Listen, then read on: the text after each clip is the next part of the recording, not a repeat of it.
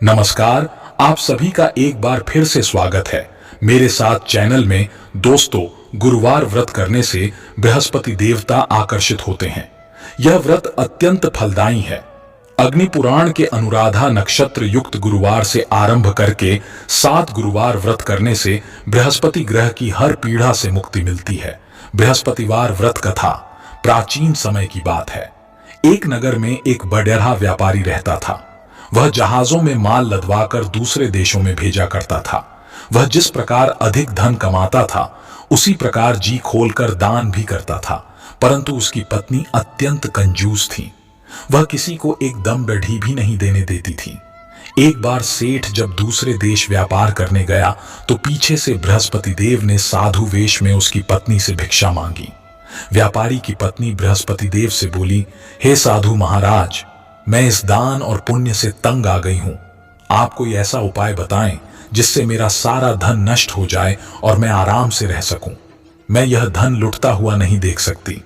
बृहस्पति देव ने कहा, हे देवी, तुम बड़ी विचित्र हो। संतान और धन से कोई दुखी होता है। अगर अधिक धन है तो इसे शुभ कार्यों में लगाओ।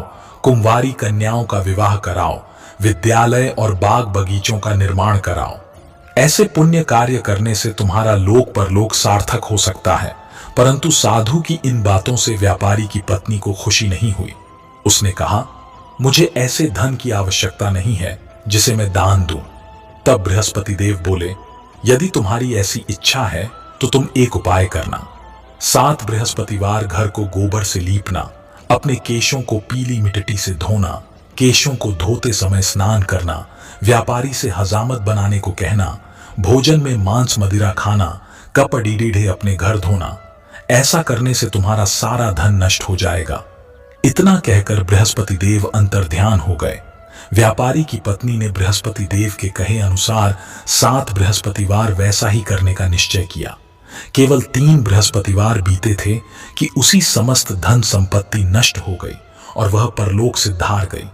जब व्यापारी वापस आया तो उसने देखा कि उसका सब कुछ नष्ट हो चुका है। उस व्यापारी ने अपनी पुत्री को सांत्वना दी और दूसरे नगर में जाकर बस गया। वहां वह जंगल से लकड़ी काटकर लाता और शहर में बेचता। इस तरह वह अपना जीवन व्यतीत करने लगा। एक दिन उसकी पुत्री ने दही खाने की इच्छा प्रकट की, लेकिन व्यापारी के पास दही खरीदने के पैसे नहीं थे। वह अपनी पुत्री को आश्वासन देकर जंगल में लकड़ी काटने चला गया। वहां एक वृक्ष के नीचे बैठ अपनी पूर्व दशा पर विचार कर रोने लगा। उस दिन बृहस्पतिवार था। तभी वहां बृहस्पति देव साधु के रूप में सेठ के पास आए और बोले, हे मनुष्य, तू इस जंगल में किस चिंता में बैठा है? तब व्यापारी बोला, हे महाराज, आप सब कुछ जानते हैं।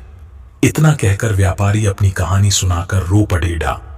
बृहस्पति देव बोले, देखो बेटा, तुम्हारी पत्नी ने बृहस्पति देव का अपमान किया था, इसी कारण तुम्हारा यह हाल हुआ है। लेकिन अब तुम किसी प्रकार की चिंता मत करो। तुम गुरुवार के दिन बृहस्पति देव का पाठ करो। 2 पैसे के चने और गुड़ को लेकर जल के लोटे में शक्कर डालकर वह अमृत और प्रसाद अपने परिवार के सदस्यों और कथा सुनने वालों में बांट दो। स्वयं भी प्रसाद और चरणामृत लो। भगवान तुम्हारा अवश्य कल्याण करेंगे। साधु की बात सुनकर व्यापारी बोला, महाराज, मुझे तो इतना भी नहीं बचता कि मैं अपनी पुत्री को दही लाकर दे सकूं। इस पर साधु जी बोले, तुम लकड़ियां शहर में बेचने जाना। तुम्हें लकड़ियों के दाम पहले से चौगुने मिलेंगे, जिससे तुम्हारे सारे कार्य सिद्ध हो जाएंगे। उसने लकड़ियां काटी और शहर में बेचने के लिए चल पड़ा। उसकी लकड़ियां अच्छे दाम में बिक गई, जिससे उसने अपनी पुत्री के लिए दही लिया और गुरुवार की कथा हेतु चना गुड़ लेकर कथा की और प्रसाद बांटकर स्वयं भी खाया। उसी दिन से उसकी सभी कठिनाइयां दूर होने लगीं, परंतु अगले बृहस्पतिवार को वह कथा करना भूल गया। अगले दिन वहां के राजा ने एक बड़े यज्ञ का आयोजन कर पूरे नगर के लोगों के लिए भोज का आयोजन किया।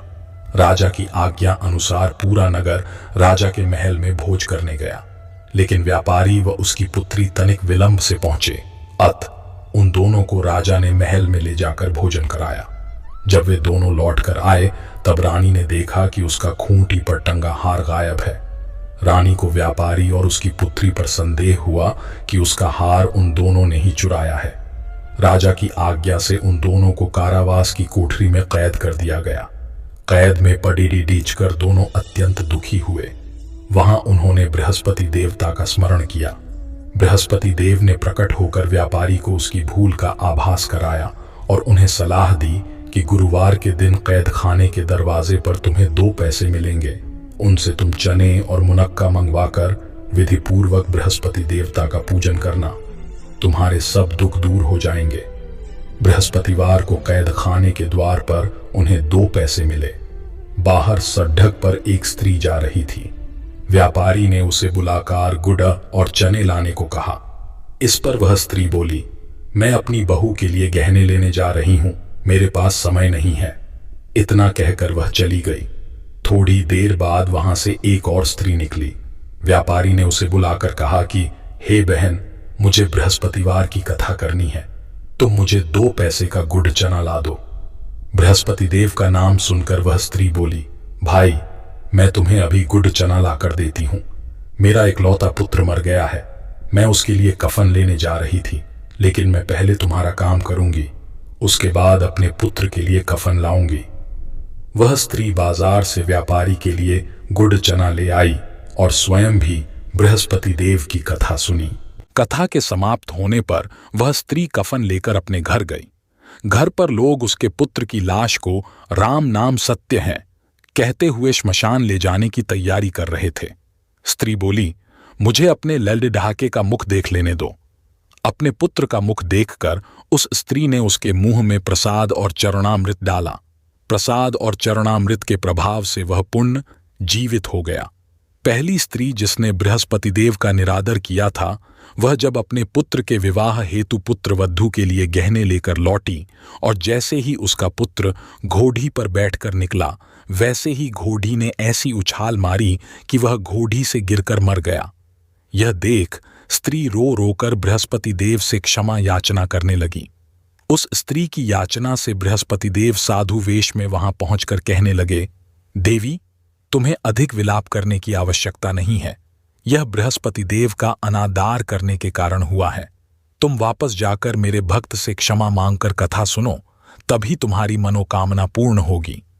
जेल में जाकर उस स्त्री ने व्यापारी से माफी मांगी और कथा सुनी। कथा के उपरांत वह प्रसाद और चरणामृत लेकर अपने घर वापस गई। घर आकर उसने चरणामृत अपने मृत पुत्र के मुख में डाला। चरणामृत के प्रभाव से उसका पुत्र भी जीवित हो उठा। उसी रात बृहस्पति देव राजा के सपने में आए और बोले, हे राजन, तूने जिस व्यापारी और उसके पुत्री को जेल में कैद कर रखा है, वह बिल्कुल निर्दोष है। तुम्हारी रानी का हार वहीं खूंटी पर टंगा है। दिन निकला तो राजा रानी ने हार खूंटी पर लटका हुआ देखा। राजा ने उस व्यापारी और उसकी पुत्री को रिहा कर दिया और उन्हें आधा राज्य देकर उसकी पुत्री का विवाह उच्च कुल में करवाकर दहेज में हीरे जवाहरात दिए। दोस्तों, इस वीडियो में बस इतना ही। फिर मिलते हैं अगली वीडियो में। दोस्तों, अगर आपको मेरी वीडियो अच्छी लगी तो कृपया मेरे वीडियो को लाइक और चैनल को सब्सक्राइब करना ना भूलें। जय श्री कृष्णा।